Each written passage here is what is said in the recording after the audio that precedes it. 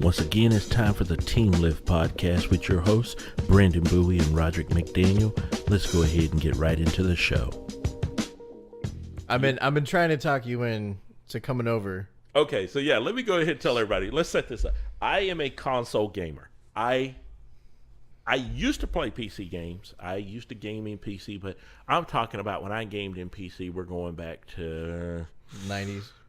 Yeah, 90s, I'm going to have to say 98, 2000, 2001, 2002, when we had to change Prime our time graphic for card. video games at that point on the PC, Yeah, too. we were changing our graphic cards more than we were. Every 3 months, Yeah. there was a new game coming out, and your graphic card, which you had just spent hundreds of dollars on, couldn't run that new game. Yeah. And it got too pricey, and I had young kids, and I said, fuck this, I'm gone. Yeah. I'm getting consoles. And then the beauty of getting consoles when you have young kids is your kids now become console gamers. Yeah. And then it becomes a family thing. And so I went through the PS2, the Xbox, the Wii, the PS3s, the 360s. We were a console gaming family. Yeah. Plus we had the handhelds. One daughter got a DS Lite one Christmas. Mm-hmm. I love that fucking thing so much. I went and bought one for myself 2 days after Christmas. It's the best time to buy it because they're probably super on sale at that point. I gave her the DS Lite that Christmas. She opened it, the little metallic pink one. I was a god in that house. My wife and I were gods. We could do no wrong in front of her eyes. We had transcended her universe. We controlled it. So she went to bed that night, and I was playing with her little DS Lite after she went to bed. I said, "Can I see it?" She went, "Sure." And I put the little cartridge in. I was playing.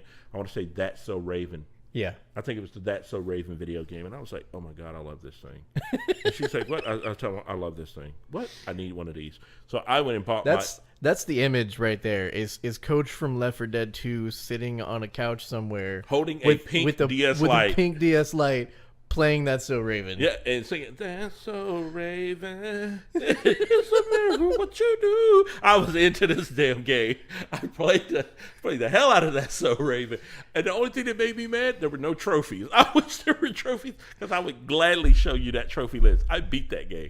So I played it. I fell in love with it. I said, I got to go get me one of these. So I went and bought, I think, a black one for myself. Mm-hmm. And then I enjoyed it, but then my other daughter was like, the middle girl was like, well, I want one. So I gave her my black one, and then I went and bought the new metallic red and black one. So I was like, yeah. So we were going through handhelds, and I got the Vita and the PSP Go.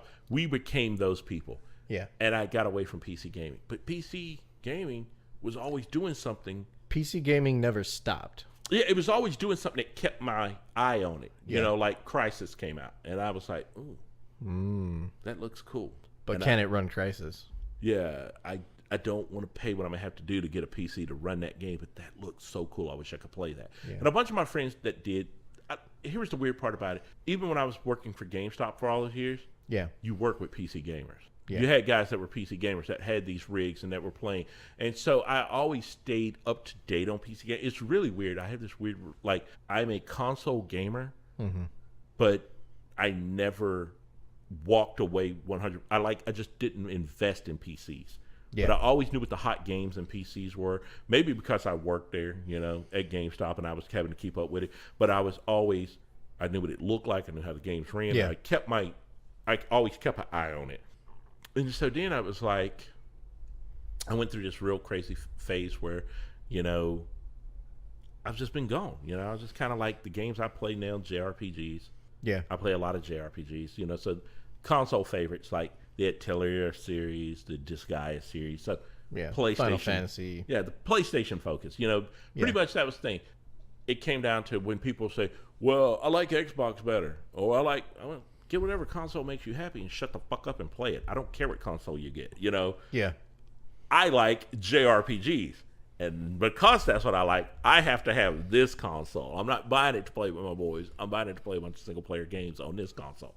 But PC, since we work at a video game company who shall still remain nameless, I work on a PC, a gaming PC all day. I have a gaming PC basically at my desk. Let's face it. So, you have access to it all the time. Yeah. And that's the thing is, like, when you have access to a PC game and you start to realize that there are some distinct advantages to it. Like, every game that I've ever bought since Steam came out, Steam came out in 2004. I didn't pick up Steam until 2006 because I was at that time stupidly against what Valve was trying to do with their platform. Right.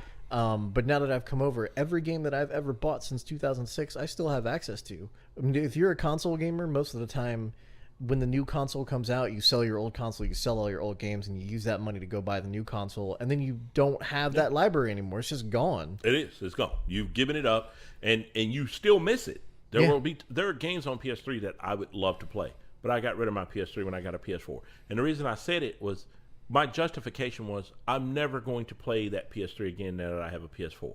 Mm-hmm. Which is, yeah, I used the money to buy the PS4. Like I seriously left with a PS4 for under $100. It was, I had that much crap, 4 controllers and all this just ridiculous. And then amounts of stuff. you come into hardware like with the PS4, which is basically just low end AMD laptop hardware, a set-top box that sits on your TV, running a derivative Linux. That's all the PlayStation 4 is.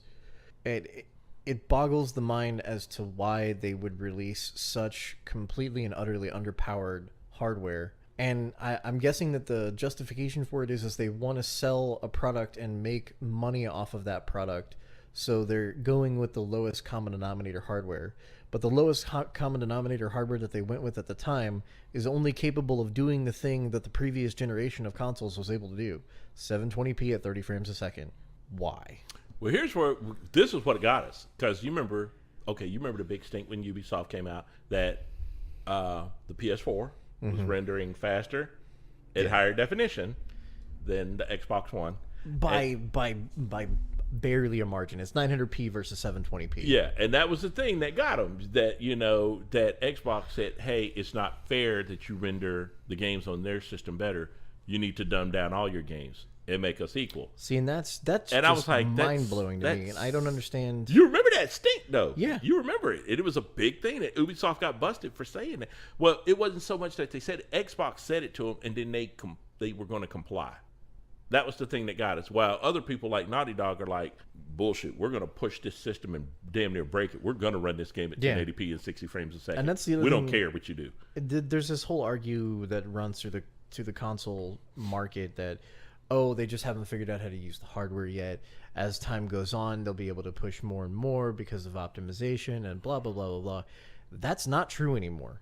The Xbox was 3 32-bit RISC processors and an AMD graphics card. Mm-hmm. So they're not using x86 hardware. So yeah, there is some breathing room there because it's a system that nobody fucking uses other than on that particular hardware. And so yes, optimizations are going to happen and things are going to continue to improve over the life of the console. But now we're getting into the point where the Xbox and the PlayStation have parity with PC. They have PC hardware in them. Yes. The Xbox is running Windows 10. It's running... it's going to be presumably running DirectX 12 once the latest update for the operating system comes out that puts Windows 10 essentially on it. Is there a date for that now yet? I don't believe so. Right? It's going to happen. Okay, yeah. So there's this parity with between the console systems and PC now, and since all the developers already know how to develop for x86 hardware, there is no more optimizations will fix all the things because they're already pushing the hardware. Even the same year that it came out, they were pushing that hardware to its max. What you're seeing now is the same thing that you're going to be seeing in 5 years in the same hardware. And it's never going to have those leaps of, it looks better, it looks better, it looks better, like you did over the whole 8 years of the Xbox 360 and the PlayStation 3. Mm-hmm. So at this point, if you're buying an Xbox console or you're buying a PlayStation console, the only reason, quote unquote, to buy them is for their quote unquote exclusives. Yeah. And I don't even get that. Like, to me, the word exclusive is such a fucking... It's a dirty term. Like, I don't even care. Exclusivity means that I just want to pay this particular manufacturer some money so that I can play that game. Exactly what it means. And I mean, but here's the thing. Like, I felt 2 years ago at E3. Yeah. When it was the one thing that Xbox and Sony both agreed on was that one day exclusives is not going to even be an issue. Now, here's the thing. I think Rockstar was the first one to really... You remember on 360, Grand Theft Auto came first to Xbox. That was their exclusive. That was their selling point. And the deal, it got leaked, wasn't really that financially profitable to Rockstar. Yeah. Like, it's like Titanfall. I mean, Yeah. Titanfall is the same way. Microsoft paid them a whole shitload of money so that Titanfall would come exclusively to the Xbox One. And then after the game released, Respawn was like, man, we could have made so much more money if we'd have just released it on both consoles. And now Titanfall 2, both consoles. Yeah, and that's how PC. it should have been, you know. And I played Titanfall on PC. Yeah. It was one of the few games where I think that really helped me to kind of get my eye back into PC. It was because now I have a gaming rig or access to a gaming rig that can run Titanfall at its highest settings, and it's not stalling once. Yeah. I'm having a blast with this thing, and I was using an Xbox controller. Yeah. So I get the best of both worlds. I'm getting a better picture, beautiful picture, my big screen. Yeah. On a PC, and I was having a blast. And that's the thing is, like, you can use any control scheme you want on a PC. Right. You can use keyboard, you can use mouse, you can PlayStation controller, Xbox controller, flight stick, you know, a full HOTAS setup. You can set up a driving wheel with pedals. Yeah. Like, whatever you want to do, you can do. There's the openness of having an open hardware platform that everybody can develop for versus exclusivity, higher prices, and subsidized console systems, so that Microsoft loses money on every Xbox that they make. They don't make money on that console. What they make money off of is your continued $5 a month that you have to pay to access the internet that you already pay for. So the Xbox tax there, and then there's an extra tax on all the games that are sold for console systems, because you have the ability to resell them if you don't buy them digitally. You and I've had this conversation because Yeah. Okay, for those who don't work in the video game industry, we're going to just share a little industry secret. Lots of video game companies, you think of a video game company, whether it be Activision, yeah. Every one of the video game companies sells their games to their employees. Now, Yeah. I've heard everything from $10 to $15 to $20 for console games. Yeah. I've heard everything. You know, I know a recent game just came out. A big company just released it. The employees are getting the game for $15. Very popular game. We know it. The employees are getting it for $15 for consoles. So Yeah. I was like, that's impressive. That's a really great price. The same game that the employees get for $15, which I think is cool that the employees get that discount. You know, they get the inside deal for working for the company. That should be a perk. That's a great perk. That same game in a store, since we don't work for that company, we're going to have to go out and pay $60 to get that game. Yeah. At GameStop, Best Buy, wherever we choose to purchase it from. So you brought up a point to me on this, and I never once thought about this, but then I had to go back and start looking through my library because I have a Steam library now. Yeah. So you said, hey, when you pay $60 for a console game, that game should be $20. That game at the most should 40. be 40. 40. A $40 game. You're paying that extra money because the console marketplace, because the games are able to be resold, they want to make that money on you reselling it at the initial purchase. So that the games are always going to be more expensive unless you buy them digitally. And even when you buy them digitally right now, you're not really getting all that great of a deal because Microsoft knows that if you go buy it from a store, you're still going to pay $60 for it or $70 for it. Yeah. So they're going to take that money from you, and they're going to still give you the charging game. you. There's $60. Yeah. Right now, go buy. Okay, what's a hot game? Well, we know Overwatch is out. That's on all the systems. We know Uncharted 4 is out. That's on PS4. Both games. Overwatch's base edition for PCs is $49.99. That's not the the Overwatch edition where you get the extra stuff. Yeah, that's just the base game. $49.99 on consoles, $59.99. Right. And then it's probably $79 or something. I'd have to go look. I want to say $79.99 if we go for the deluxe upgrades, edition, deluxe, or whatever you want to call it. That's the console tax. Is you're paying extra money because you want the ability to be able to resell your game later. Which also, you know what else is in that? Because I had to make a call to a buddy of mine. He said advertising. He said that case, that plastic case, that wasn't free. Those pamphlets you see in there, The and all printing. the money that they had to spend to move that from the factory across the planet to get it to your doorstep. To every warehouse, to put it in the stores, everything that's connected to the gas for the truck that got that freaking game to them. If you're buying non-digital games, you are killing the planet. Yeah, I'll tell you right now. That's because you're putting. And here's the thing: old school guys like me, we grew up in a time where we wanted our physical editions. Yeah. It's just an old school mentality that has been passed down to have that something in your hands. Microsoft wanted to end it. Microsoft wanted to end that craziness. The PSP Go. Do you remember that little thing? PSP all Go digital. said there are no hardware. It's all digital. You can get every game. This was before the Xbox One. Every one of our games, you can get our entire library. All your movies, all digital. And it crapped in the American market. And why? Because Americans said, hey, we want physical copies. Whereas PC gamers, since 2004, when Steam came out, we've just said, you know what? Fuck it. Fuck having a disc. Fuck having a CD-ROM drive. Bro, Let me buy the game, and I'll keep it forever. I don't care if I can't resell it. I've got 160, 170 games on Steam right now. And I've played through maybe 30 or 40% of them. Would it be nice if I could resell them? Maybe. But I don't really care, because there might come a time down the line where that game that I picked up for $2 on a Steam sale, I might want to play again. Exactly. Yeah, no. And that's the thing. I think that we kind of... It's weird. It's because I feel like streaming services have done more to get us into the idea of a digital society. Yeah. And getting away, like Netflix has done more to push the idea of a all digital society. Yeah. Streaming service, iTunes has done more to get us into the idea of an all digital society. I don't need hard copies of a CD to carry around in my car, to probably get scratched, to get lost. Yeah, fuck all that. When I can have my entire music library in my phone.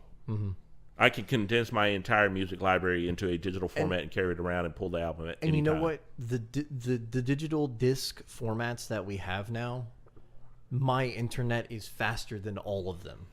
I can buy a game and install it through the internet faster than I could if I had a physical copy of that game to stick it into my computer. I still believe this. I think the biggest thing is the faster internet gets, the better we'll have a chance at going all digital. The reason I say this, because everybody's trying to monopolize the internet. Yeah. We get reports of companies, internet service providers, that throttle their service. Yeah. We know it's happening. We've seen reports of it happening. I've seen video game companies affected by it. Yeah. I'm not going to name any names because I don't want to shit on any internet service provider, but it happens. We know it happens. It happens. We've seen you get busted for doing it. Okay. Yeah. And so when it happens, these internet service providers go, oh, we don't know what happened. We do. You were throttling the damn service so you can try to charge somebody more to go to the next package of internet speed. Yeah. Which you could have gave them anyway.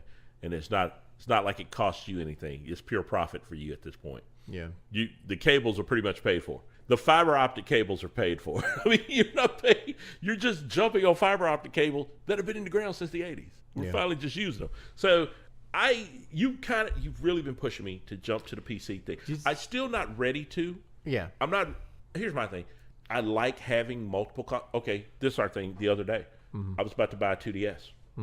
Why? Because there's games on the 2DS that I really, or the 3DS I want, but I don't want a 3DS because I'm never going to use the 3D.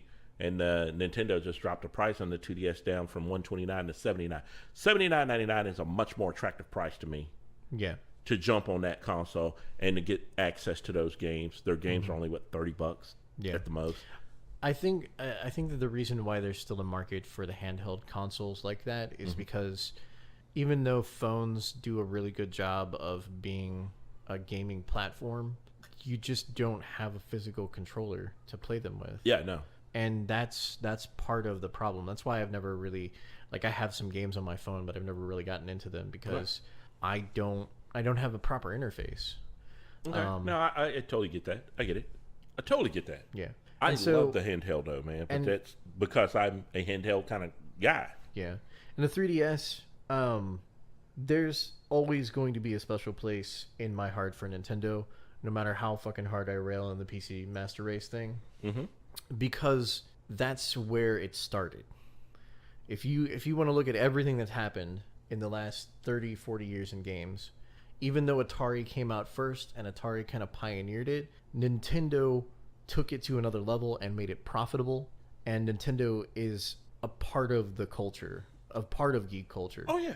And so, if all Nintendo did from now until the end of time is just release new handheld game systems, I think they'd probably be fine.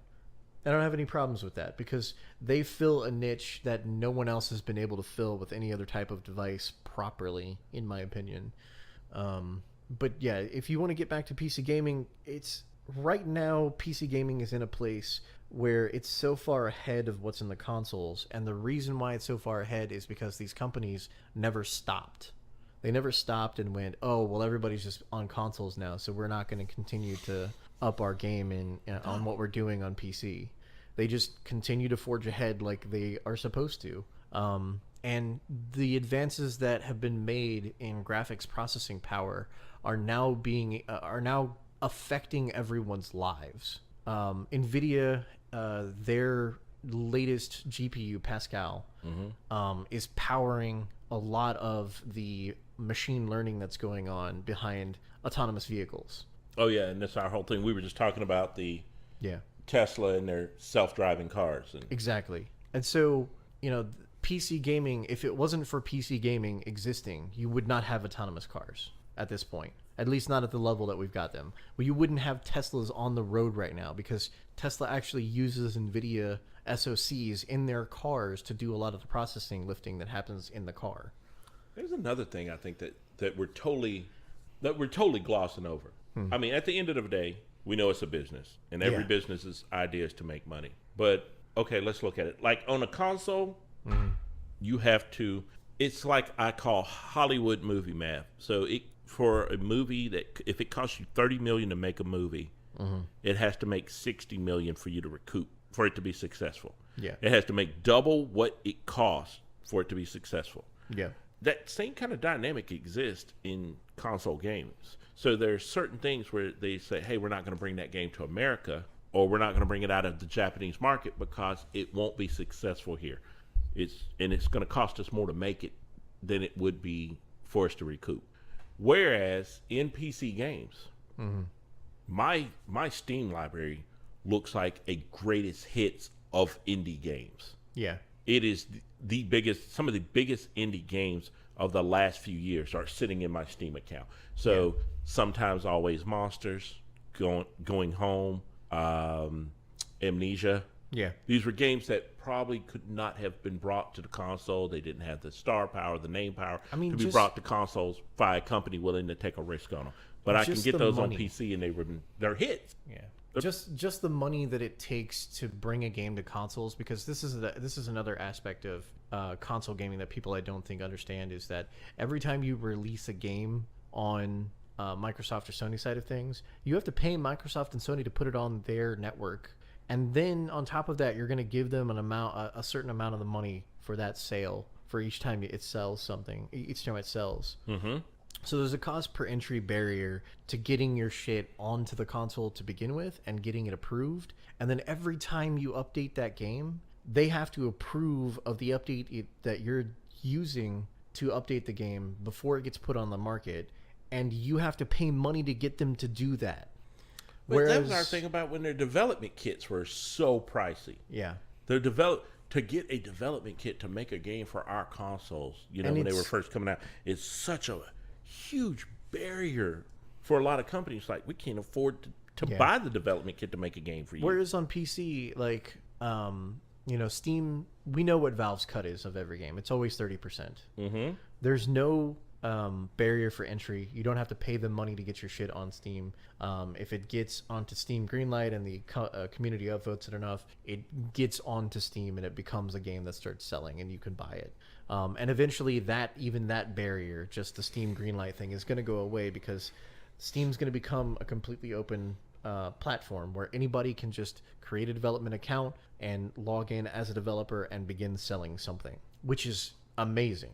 And that's the way that it should be. And then your updates, all of that stuff is taken care of by the 30% clause that Valve takes, the 30% cut that they take, pays for server upkeep, pays for the database management that they have to do, pays for the development of Steam and the updates that they have there. So whenever you want to update your game, you can update it. So like a game comes out for PC and there's a day one patch, and then a couple days later there's another patch, and a couple days later there's another patch, and then a month goes by and there's another patch. Whereas on console, it comes out, there may be a day one patch, and then your next patch is going to be 3 to 6 months out, because they're going to try and pack as many fixes as they can into that one update that they're going to put out, because that one update is going to cost them a house worth of money to get onto the market. And you usually see, because we know from working in the industry and me being around console games my whole life, it's always been the day one. Yeah. I like when there's not a day one patch. That meant you put the shit out right the first day. Then there's usually the 30, the 60, and possibly a 90-day patch. That's usually how it goes. Unless it's a game like Fallout, and we know that it's going to be a game that's going to be multiple years of patches and updates, because they plan on the game going for a long period of time. We do understand that's going to happen. So you understand. It's part of, I think we kind of been conditioned by the industry into that. But at the same time, one of the things that I saw, as we were just talking, I love manga and I love anime. Over there, dating sims in Japan are a big game. You don't see a lot of dating sims in the U.S. That's just not... Honey Pop. Yeah, the stuff that does is on Steam. So you don't see a lot of their stuff where they might have a serious dating sim with serious overtones, and it's not really a sexually overt thing. It may be that. You don't see that come here, okay? But every one of those doesn't really release to the console. They go PC. It's a PC market first. Yeah. Well, they can't really release on the console, too, because there's all these, like, decency clauses and whatnot. Like, you could never port Honey Pop to the Xbox and have it actually release on the Xbox store, because there's a possibility that Microsoft thinks that some little kid might see that. Or it's porn. We consider it pornography. Yeah. There's always that issue. What is pornography when it comes to video games? Because outright sexuality is not pornography. We're more worried about nipples than we are about blowing somebody's head off. What's really weird is, like, Far Cry 3 has a sex scene in it, and there's full frontal nudity in that game, but it's for sale. But I'm willing to bet that Honey Pop, if they tried to put it on there, they wouldn't let them do it. And it just doesn't make any sense. Like, why would you allow one and not the other? Oh gosh, yeah, no.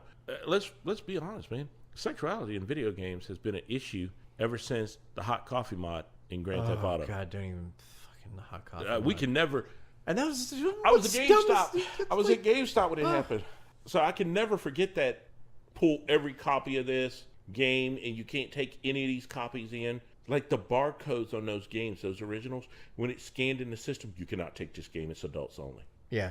Those original copies were, and people were like, these are collector's items. And that's the dumbest thing about that is that it wasn't even in the game. It was just parts of the game that were in development that were not even implemented. Like, it took you going into the game and modifying it. You had to hack a game to get to it. You had to modify the entire source code of the game. You had to insert things in certain files. You had to give the game access to that content. It's not like it came out and was, oh God, there's this sex mini game in the game. No, that's not even true. Mm-mm. There was actually a sex mini game in God of War, but since it took place off screen, nobody said anything. But but we'll let that go. We can have that in our game. Because that was off screen. Yeah. But Grand Theft Auto, I mean, the hot coffee mod, we wouldn't even be talking about sexuality in video games if it wouldn't have been for that. That was the one that got everybody. That's the one that Fox News finally, we're aware of it now, so it's an issue. Yeah. So, okay. I still think that PC gaming, I see a lot of stuff that's going on with it, but there's, I mean, let's just face it, it's becoming more attractive again. Mm-hmm. But I'm almost at the point where it's like I told somebody the other day, this is the time of your life where having multiple consoles, if you're a gamer, and you don't care what the platform it is, you just want access to great games, this is the time of your life to have everything. This is it. Yeah. Because it's so much good stuff that's going to be on there, and it's so much good stuff to have. I'm sitting here thinking about what is the one. that really gets me. Like with the Xbox right now, you can have the Tomb Raider series. I think that's exclusive on their console. On the PlayStation 4, we can have the Uncharted series. That one is really, really, really uber popular on their console right now. I'm trying to think, what's another one? We got all the Fire Emblem series on Nintendo systems, but then again, Nintendo has the market locked up on exclusives when it comes to like Mario, the Super Mario Brothers, the Mario Worlds, all of that. They pretty much locked up that, and then on the JRPG front, they locked up the Fire Emblem series. But I see this whole thing where with PC is becoming really attractive for us to get into this whole world and say, I got access to a lot of great games. It doesn't matter what I'm on. This is the time for me to start buying them. But the thing that I'm most excited for us to start discussing, and this is really where you're going to be the man here on this subject. The thing that gets me about the PC market that I'm most excited for is VR. VR is about to be huge. VR already is huge. Like it's one of those things. It's a turning point, I think, in not only gaming but societally turning point. Like things are gonna start progressing in a manner of you're never going to have to go into work for a meeting. You could just put on a virtual reality headset. Somebody else can put one on in Japan. Somebody can put one on in Europe, and everybody can meet in alt space. We can sit down, we can talk, we can hash things out. If a physical meeting really needs to take place, it can, but can you imagine how much savings in not only cost of travel, but cost to the environment that we could save by having these things be non-physical? Mm-hmm. No, totally agree. There's even a virtual reality show now, the Foo Show. If you go on Steam, you can download it for free. It's basically a talk show. It stars one of the guys that used to be on Tested, who's left to go and do this virtual reality show. He has people come in. They do recording of the podcast, basically, and everybody wears the suits that they can pick up in 3D, so that there's 3D models of everybody, and then they can show things, and the whole thing happens in virtual reality. And so you can put on the headset and you can start the Foo Show and you can walk around in the environment and you can interact with the things that they're talking about if there's a virtual version of it that they can interact with. And that's where entertainment is heading. Like that's a direction that nobody ever thought of 10 years ago, but is a thing now. Alt space is a thing, but virtual reality in general, I think, has two main problems right now. One is Oculus's digital rights management platform is just atrocious. It's anti-consumer, and it is just, I need to be able to buy a headset, because all I'm doing, it's like if you went out and bought a monitor, but you couldn't play a video game because the monitor that you bought isn't supported by the game. That's the reality of what we're talking about here. Is the headset is not a console. It does no processing on its own. It is not a fully realized hardware platform. There's no need for digital rights management exclusivity. If the game can be played there and we have a software solution that allows us to play it on a Vive, we should be able to play it on a Vive. Sweet. I think the other main problem that I have is PlayStation VR. And I think the reason why PlayStation VR is a problem is not because it's a console thing. It's because the consoles that are trying to run it are underpowered. You need to maintain 90 frames a second at all times in VR. Otherwise, it is a puke fucking ride from hell. And the consoles that we have right now, at least the PlayStation 4, can only pump out 900p at 30 frames a second. So how are you going to release a headset that does 90 frames, that needs 90 frames a second, and you're going to do that on hardware that's inadequate? And this is exactly the reason why they've said that they're doing the PlayStation 4.5, which is essentially going to be pretty much just a hardware upgrade over what they've got now running the same operating system, because they need that extra hardware in order to be able to play PlayStation VR. But they're telling all these people that they can use this with just a regular PlayStation 4. I'm guessing to just sell headsets because that's what they do. And as soon as that comes out and it gets out, if it's bad, if it's a vomit comet, it's going to turn everybody off of VR. It's going to be like a fucking plague. Well, okay, let's get into this because you and I have had this conversation. Yeah. And I said, hey, we really need to bring this up on the show. My brother Terrence, he's going to be a guest of ours here in a week or two. We're going to have him on. We were getting into this conversation, he and I, about VR, and we did the cost analysis of it. Yeah. Is it cost prohibitive? Because anything that is really successful in our industry, in the gaming industry, there's always, how much will it cost me to get in? Yeah. And that was one of our things where we were saying, hey, a lot of people are not about to make... They're not going to drop $1,800 or $2,500 on a VR rig and a VR headset and all the accoutrements that you need. But that's the thing is, like, the newer technologies that are coming out now, processing-wise, from both NVIDIA and AMD, are making those barriers lesser. So... He hit me with this 4K TVs. Yeah. $25,000. Yeah. 6 years ago. Yeah. And we can go buy one right now at Sears for $200. Yeah, I mean, top of the line, we can mess around and get a $1,200 one. Yeah. Because Hisense is in the market, a Chinese company, and they're making killer 4K TVs. Yeah. And they are the $400, $600 4K TVs that are blowing people's minds. So yeah, the better the technology, the cheaper it's going to get. Well, this is the thing is, like, AMD is taking the low road. They're releasing a product for $199 that will be able to do VR right out of the box. It's the 480. That's the card itself. So for $199, you get a card that's able to run VR. And then I did a calculation. I went to the Vive site. I grabbed what they consider to be their specs for running the Vive. And I cobbled together a quick system that meets those specs. And I was able to do $550 or so. So $550 plus $200, $740, $760.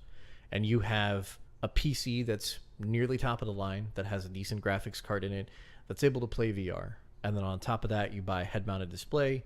So pick up a Vive, $799. And for that, you get a headset, 2 tracking units, 2 tracked controllers. You basically get a complete package, which is the thing that you do not get if you get a Rift. And that's your starter VR. But VR at this point is not for everybody. No, it is not. They want it to be for everybody, but right this second, it's not for everybody. Just like the iPhone wasn't for everybody when it came out. It was cost prohibitive like a motherfucker when it came out. But you take that initial product release and you add 4 or 5 years to it. 4 or 5 years of, we know how to make this thing, and we know how to make it cheaper than we used to make it. And then suddenly, within 5 years, VR is something that just everybody has. And I think that's the long view on it. And everybody right now is worried about the short term. I think we're a short-term society because we want to return quick profits. And that's because when companies go public, the investors need those quick profits. You are playing the long game on VR. Yeah. You're in. I'm in. I'm 6-core processor, 32 gigabit of RAM, 980. Like I want to upgrade to a 1080 at some point, or a 1080 Ti. The only thing I don't have at the moment is the head-mounted display. Probably going to get that sometime later this year if I can. What are you thinking about? What are you leaning toward on the head display? I want a Vive. Why? Why? Because it's a complete package. It's tracking, it's headset, it's controllers, it's everything that you need to do room scale VR. And if you think that VR should be a sit-down experience, please go. Just get out of here. You're not ready for it. No, I mean, a sit-down experience can be good. It can be engaging. It can be a card game where you're racing, or it can be piloting a starfighter through the starways in like Elite Dangerous or something like that. But for me, I went over and I did a demo of the Vive at the Microsoft store that's here in town. They had a full Vive setup. I got to go into the Blue. I got to go into Space Pirate Trainer. I got to go into Tilt Brush. Being able to stand up and walk around and interact with your environment raises the level of presence that you have in that game to where everything in real reality melts away. You just stop thinking about it. You're fully there. Whereas a sit-down VR experience with the Rift, I haven't actually tried the Rift personally, but a sit-down experience, like, sure, I could sit down in the cockpit of something, or I can sit down and I can look at this 3D environment and guide somebody around in it. But that's not me being in it. That's just me looking at it. Mm-hmm. With the Vive, you are there. You are present in that environment. And that's why the Vive is winning right now. Okay. I mean, and it's winning. Like, if you go and look at Steam, Steam now detects VR headsets, and the Steam hardware survey has the Vive at 0.9% of the population and the Rift at 0.02. So right there's for the early adopters, we're seeing a huge Rift already starting to open up. A 0.707% gap in the number of Vives versus the number of Rifts. And it's because Oculus wanted to be first to release, but they weren't ready. Their tracking system is woefully inadequate, in my opinion. Their tracking system is basically, so if you have a Vive, here's your tracking. You have a box in one corner of your room and a box in another corner of your room up on the ceiling that are looking down, and they're using directed infrared lasers to paint the environment with lasers. That's all they do. They don't have to talk to each other if you don't want them to. They don't talk to your PC at all. You just plug them in, turn them on, hang them up, and that's it. The headset, the reason why it has all those weird divots on the front of it, and the reason why the controllers have the little crown on them at the top that has all the weird divots in it, those divots detect that light. And because they're calibrated, because the system knows where those are, and the system is able to see the light that's coming from them, it knows where it is in a 3D space. So there's no extra processing power being wasted on tracking. Whereas on the Rift, it's the exact opposite. Your headset is emitting infrared lasers, so the headset's spewing light out, and you have a little thing on your desk that is a infrared camera that's detecting that light that's coming from it and using it for tracking data. So your processor that's in your system has to be way beefier than it needs to be realistically, because it's got to process all this visual image data rather than just doing raw number crunching, which it's really good at. For lack of a better term, this is where now, instead of doing cardio, is doing heavy weightlifting. Yeah. And it really is. It doesn't need to. It shouldn't need to. And they want to do this Oculus Touch where they have these handheld tracked controllers like the Vive does. But in order to do those, it's taking all this extra development time and extra development effort. So they release it at $5.99 with an Xbox controller with one base station for tracking and with a little remote for, like, if you just want to watch a movie or something, and they call that a finished product, when realistically you're $200 away from a finished product, unless they want to take a real big hit on releasing those tracked controllers as a separate thing for like $50, which the amount of technology that's in them is tremendous. Like, I've seen them, they look like they're going to be awesome whenever they're released. Because they have full finger tracking, so you have a controller that you're holding, and you can, like, literally grab things while you're holding onto the controller, and the system will track where your fingers are and know what you're doing with them and display that in the world. So it's really good technology, but the tracking system is crap. They don't have a chaperone system, this is another thing that the Vive has, right? Whereby you map out your space.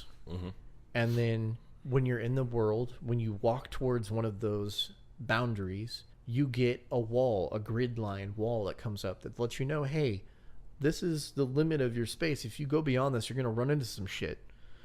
On the Rift, they don't have that. They just don't have it at all. Now, I'm not saying that it's not something that they couldn't do, but they just didn't do it. They haven't done it yet. Right. Maybe it's something they're going to release whenever they release their tracked controllers, but it's a safety thing. Like, even if you're in a seated experience, if you decide that you need to stand up for some reason and move, you don't know where your desk is. You don't know where the wall is or where a chair is or something like that.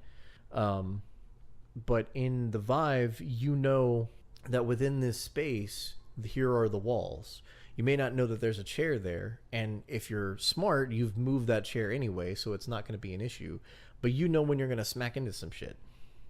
Which is, to me, makes the most damn sense. They also, the reason why they delayed a couple months and didn't actually release exactly when the Rift was going to release is they went ahead and added a front-facing camera on the front of the Vive, which is always on, and you can flip to it and actually see what they call Tron mode, where you can see around in your environment based on the data that's coming in there, but everything is blue and it's mono. So you can if somebody comes up to talk to you while you're in VR, you can very quickly switch on Tron mode and see them and talk to them, and the microphone will pick up what they're saying and will pipe it to you so that you can listen to it.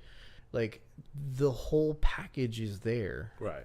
And one of the reasons why the whole package is there is because Valve, who did all the research and who created this thing, has been working on it for much, much longer than people really know. Like, all of the Oculus hype and the head-mounted display stuff started with Palmer Luckey, like, just fucking around and trying to make something VR and saying we need to do VR, where Valve had already been working on it. Valve had already had working prototypes with whole room tracking and everything. And then they went to the developers and they said, okay, what do you need for they were like, we need you guys to do tracked controllers. And they're like, okay, we'll do tracked controllers. What do you need? And then they brought them something that had a shitload of buttons on it and stuff, and then the developers like, no, we just need less, just something less, something simpler. So they pared it down, and they finally came up with the design that they've got, that they've released now. Whereas it doesn't seem like on the other end of things, on Oculus' side, that they were even working on the tracked controllers until maybe a year out of their actual release date, or maybe 2 years out of their release date. Because what they're trying to do is super fucking ambitious, and, you know, best of luck to them in doing it. But I think it's going to be too little too late. And that's where VR is standing right now, is the Vive is out and the Vive has legs. And the Oculus Rift is still mired in not even being able to get their units out to their Kickstarter backers. We're talking about a company that that's still happening, isn't it? There are still people that were Kickstarter backers that still haven't received. We're talking about a company that has $2 billion in funding and has one of the largest tech companies behind it. Oculus is huge. Facebook is huge. But they've never manufactured anything before. HTC, as a manufacturer, has been manufacturing smartphones for years. They know the ins and outs of manufacturing. They know how to make a product. They know how to make it in mass, and they know how to get it out to a mass market. That's why Valve went to them. And we're getting to the point now where people still haven't gotten their Rifts, and Rifts are getting into stores, whereas all the Vive pre-orders are getting their units, and sometimes they're even getting them, you know, on time, weeks after not even having a pre-order. Like DKP, our friends from Chainsaw Ape, DKP had his Rift order delayed, and then went and ordered a Vive, and had his Vive within like 2 weeks. And he didn't pre-order the Vive. He ordered it way after the fact. Like, he ordered it in late April, I think, and got it in April. And it's ridiculous that a company that's supposed to be as big as Oculus is, and has as much money as Oculus does, that they can't produce and distribute their product properly. Interesting. No, you brought to the table. I knew you would, man. This has been something you and I have been talking about for a while, man. And I really feel like we really got into the hardware. We still really hadn't. There's one thing, like I always say, I feel like you cover the hardware, but at the same time, I'm always looking at the money angle, the investor side and the consumer side. And my thing is, even with consoles, the first launch sucks because there's not enough software to support it. Game Informer, I don't know if you have a subscription still. I may have some of the newer issues. Last issue was prevalent with Vive and Oculus software previews. they're already starting to pull it. That means they got their hands on it and they're starting to test it. They're starting to see it. I mean, there's a lot of places out there who've done a shitload of Vive testing and stuff. So we're starting to see some stuff. I think the thing that keeps coming is like, this could be a great experience. This could be a great experience. We're going to see that more and more and more, that it's going to be a great experience. I still think that we're going to have to deal with just the cost in and of itself. In fact, let's see, you're pulling it up right now. For those that can't see, what we're doing is we're going to, we're on Steam. We're in the Steam store, and we're just going to kind of look at the virtual reality. That's all. Now, So I basically sorted this so we're only seeing HTC Vive enabled games. Okay, so we're looking and at Vive enabled there games. are 238 of them. Now, keep in mind that not all of these are going to be great, but there's 238 games that support the Vive right now on Steam. I'm not sure what there is on the Oculus market, but I'm willing to bet that it's a hell of a lot smaller. I'm also going to tell you right now that some of that stuff, like, go back to that. I want you to look at something. I want you to pull that back up, man, because there's a game that I saw right there. That one, Job Simulator. Yeah. $29.99. Yeah. Not getting favorable reviews. Job Simulator is actually getting really favorable, very positive. That's really weird because, positive. see, like when I'm looking at magazines are pooping on this, but these are the people who are actually paying for it. These are user reviews. So what I think it is this game is not really a game. It's more of a tech demo than it is a game. It's very, from what I've been able to see, it's very humorous, and it's something that people like to play, but it's not something that you're going to go back to. And I think a lot of the reason why it's getting shit on is because it does have an extremely high price for something that seems to be just a tech demo. Like Job Simulator at $10, I think would be a good price point for it. But Job Simulator at $29, not having a lot of content in it, that's a problem. I have a hard time paying $30 for something that doesn't, not a lot of replayability. Like, I'm not going to be 10 years down the road and go, man, let's play Job Simulator. Yeah. I'm not going to come back to that. This game is supposedly really fucking good. Pool Nation. The Pool Nation? Yeah. That looks amazing. There's actually a bug in the AI in this that I saw on the Vive subreddit, where if you put the AI in a position where it can't hit the ball without fouling by hitting it can't hit the cue ball without fouling and hitting another ball on the table, it just freaks out and starts jittering back and forth because it can't figure out what to do, which I thought was really funny. It's not really relevant to what we're talking about, but it just gives you an indication of the things in the game that seem to be very difficult to work out. Is like, how do you make an artificial intelligence system in a video game that actually has to really interact with something that's in the 3D environment and not just walk and shoot? How do you do that? It's going to be I'm really excited about it. I'm at the point now where I guess if I had an extra $5,000 just laying around. You don't even need $5,000. I'm just saying, that's my number. If I had an extra $5,000 laying around, that I was like, I don't mind pooping off some of this, Yeah. I would jump in. You could not go wrong. I would jump in. I'm not quite there convinced that is something. I like the idea that we know there's some graphic cards coming down the pike that are going to make building these systems considerably cheaper. Oh, this is the other thing too, is NVIDIA just announced a few weeks ago and just started releasing their new graphics card line, the 10 series cards. So there's two cards, there's 1080, 1070. There's a hardware solution that's built into these cards that's called simultaneous multi-projection. Simultaneous multi-projection is basically saying we can render both eyes. So when you render for stereo, for 3D, for a Vive or a Rift, you have to do two scenes. And normally the way that this is done right now is you do scene left eye, then right eye, left eye, right eye, left eye, right eye. You're essentially doubling the effort that you have to do because you're creating two completely different scenes, one after the other. Simultaneous multi-projection does that simultaneously. That's why it's called simultaneous multi-projection. So you have your eye A and your eye B, and they're both looking at the same scene, and the scene that they're looking at is being rendered at the same time. So that immediately cuts half of your workload out, and that considerably speeds up how many frames per second you can pump out in games that use multi-projection. And it doesn't just happen for VR. There's also an interface for this for games like Project Cars, where if you wanted to have your front window and your side windows, so you have a front monitor and 2 side monitors, Right. it correctly projects based on the angle that those monitors are going to be set at, how the image is displayed on all those monitors so that they look correct. Because right now, if you play something like Project Cars and you don't have simultaneous multi-projection, unless you're paneling all of your monitors in one straight row, the lines are not going to line up. Things are going to look funky on the side monitors because they're not being truly warped properly around you in a circle the way that they're supposed to be. Simultaneous multi-projection fixes that, and it does it in hardware.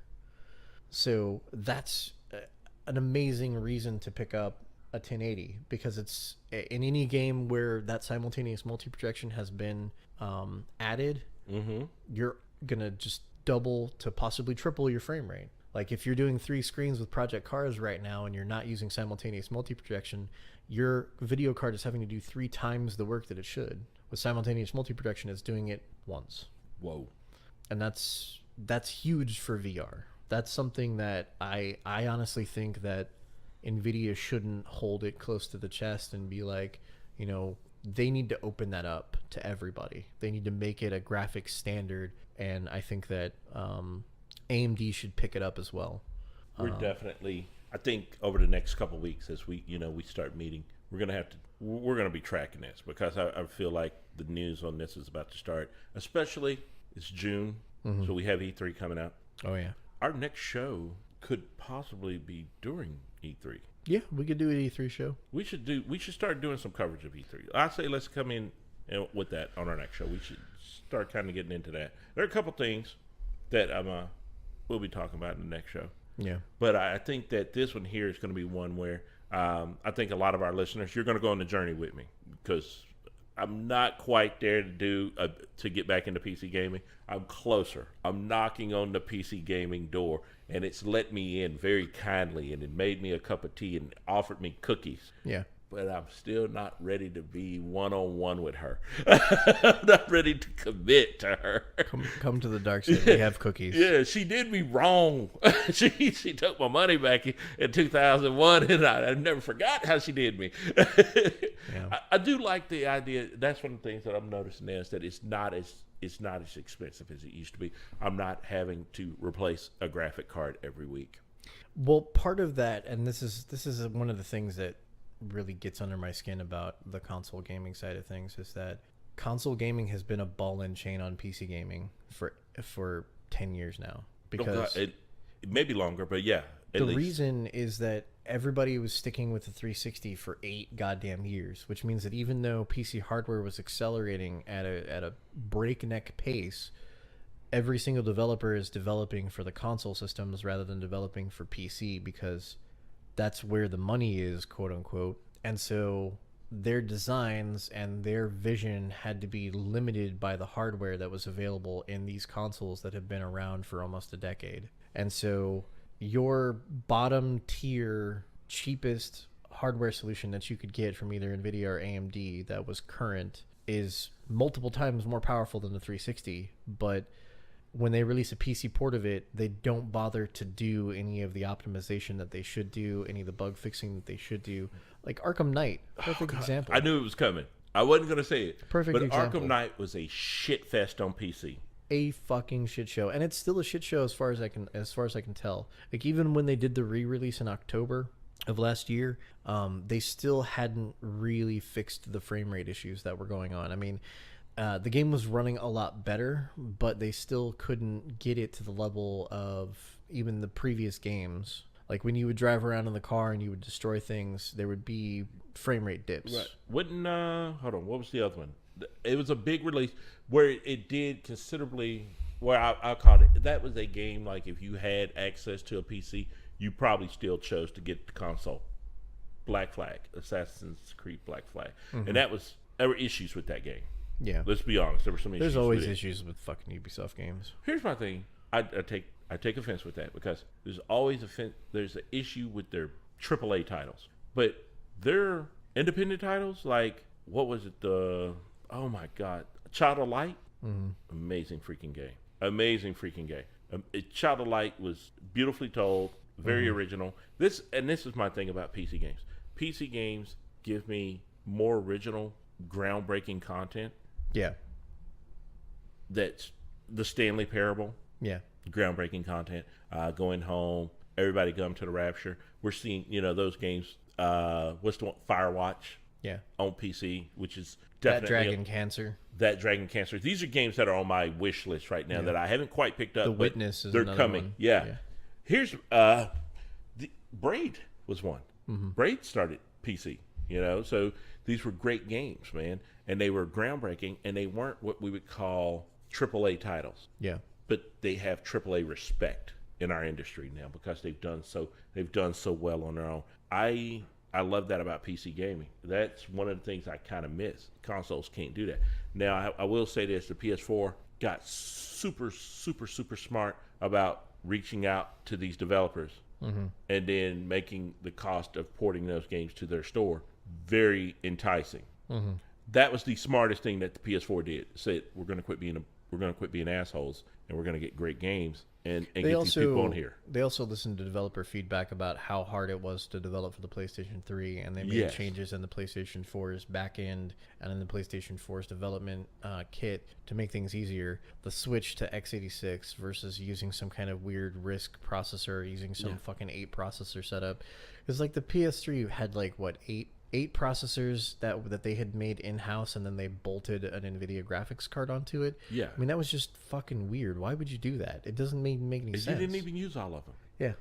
Only game that tested it was Uncharted 2. Wasn't that the one? Because it was the first game that almost had to be a double Blu-ray.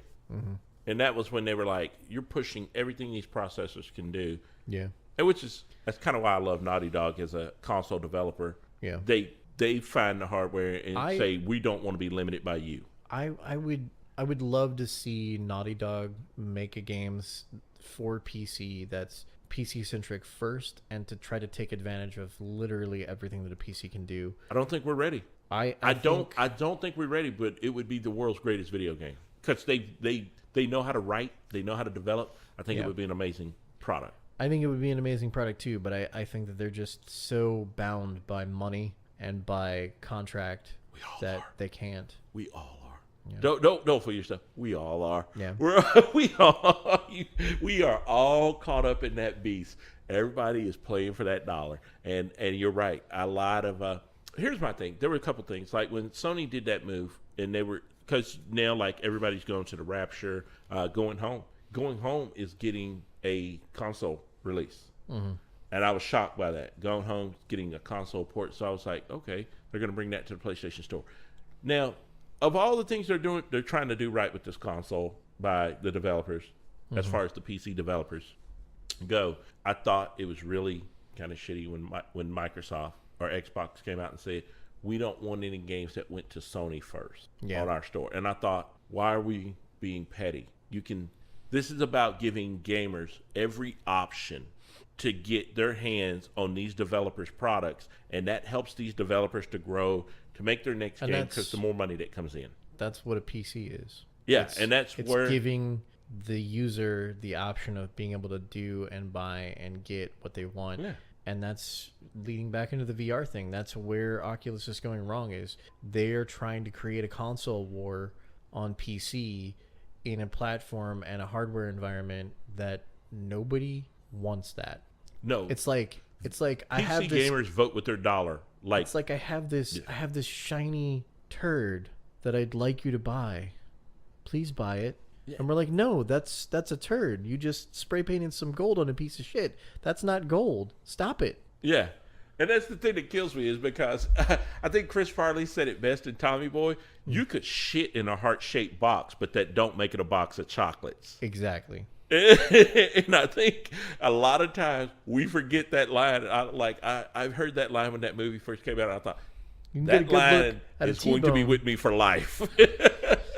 You can get a good look at a T-bone by sticking your head up a bull's ass, but I'll just take the butcher's word for it. Yeah, I'm just saying, man. I'm just gonna stick with this. I'm just gonna say, hey, we'll wait. Yeah. This is not the product I want to pay. And that's one of the things that PC gamers have been known for. They vote with their dollar. Always. And we've been given the ability to vote with our dollar just recently, with the update for Steam that happened last summer, where we have the ability now worldwide. You buy a game, you can refund it on Steam. There are caveats as to how, when, and why you can't do that. But if you buy a fucking turd in a box and then you open the box and realize there's a turd in it, you can return the turd. You don't get stuck with it like Bad Rats. Like, that's a turd in a box. Like the original PC release of Arkham Knight, that's the catalyst for this return policy, because it's not really the catalyst for the reason why it was created, but it was the catalyst that made it worldwide. Because Valve was forced, I believe it was for the German market or the Australian market, to develop a system to allow people to refund their games, because there are laws in that country that say that you can do Australia. that. I think it was Australia. Australia has that law too. Yeah, it was. You have to be able to refund these shit-tacular games. And so this chocolate shit show, fucking Arkham Knight, comes out, and everybody's clamoring for a refund, and Valve's just like, fuck it, we'll just do it worldwide. Yeah.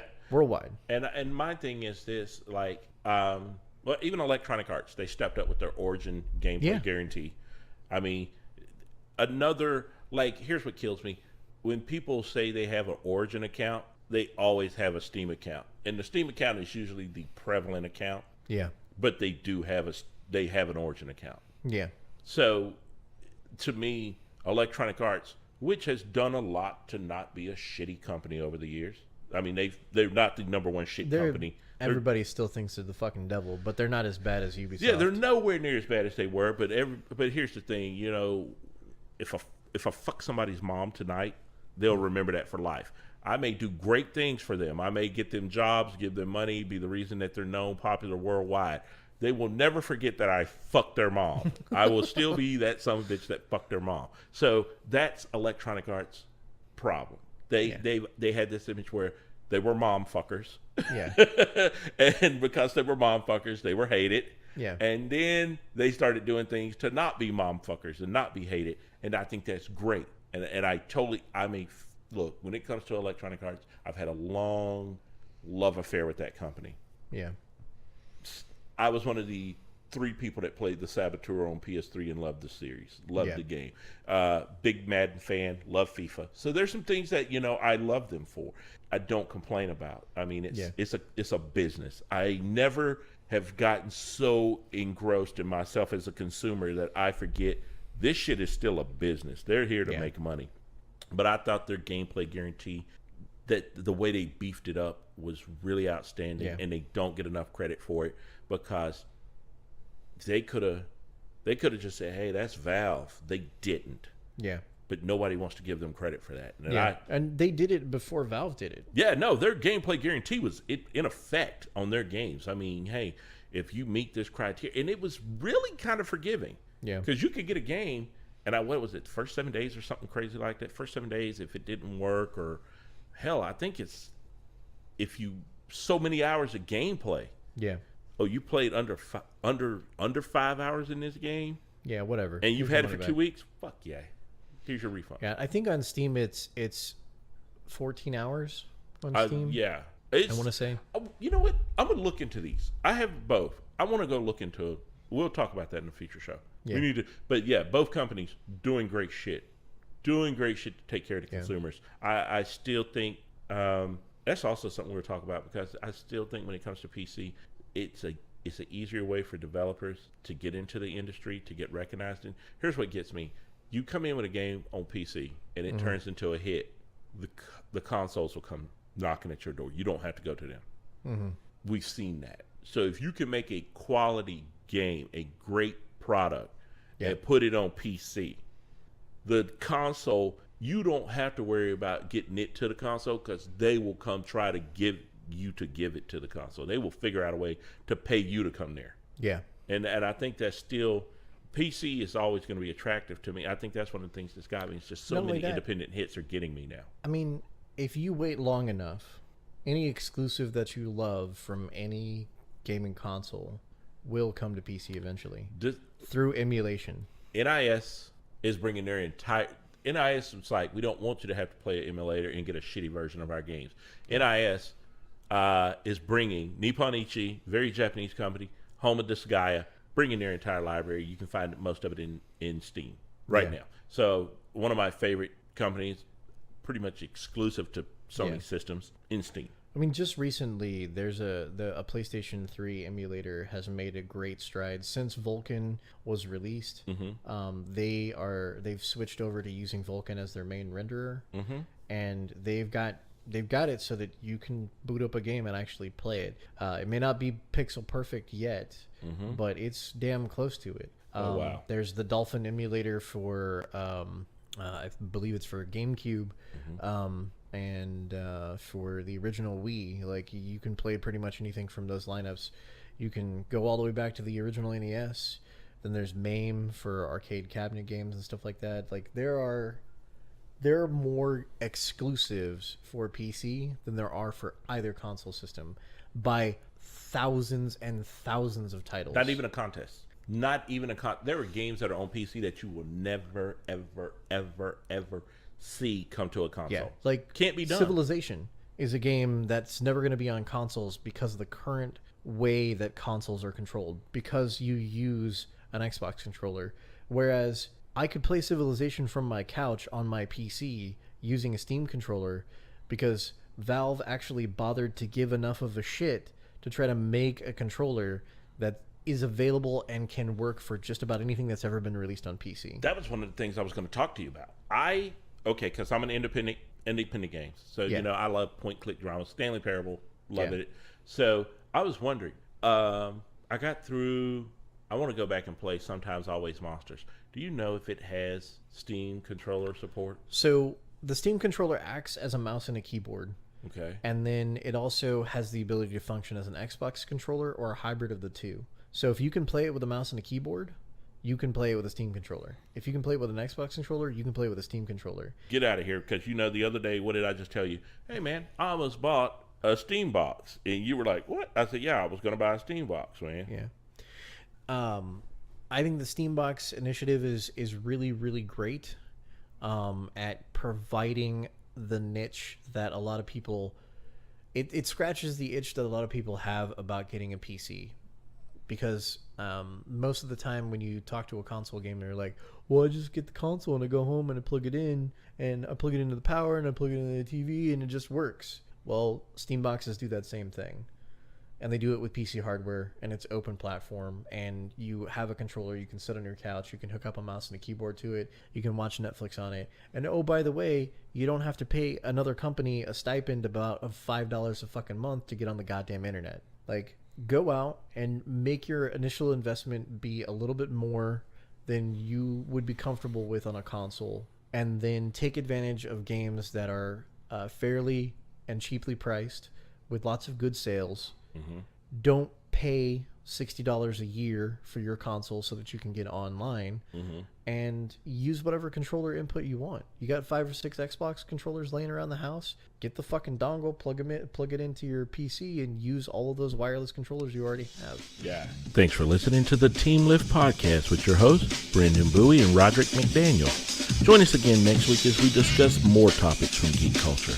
Be sure to follow us on our Twitter page @GoTeamLift, as well as our personal pages @Coach Silky and @ThighSide. You can direct questions and comments to us on our Twitter page, as well as find links to all of our social media outlets. Thank you for listening. See you again next week.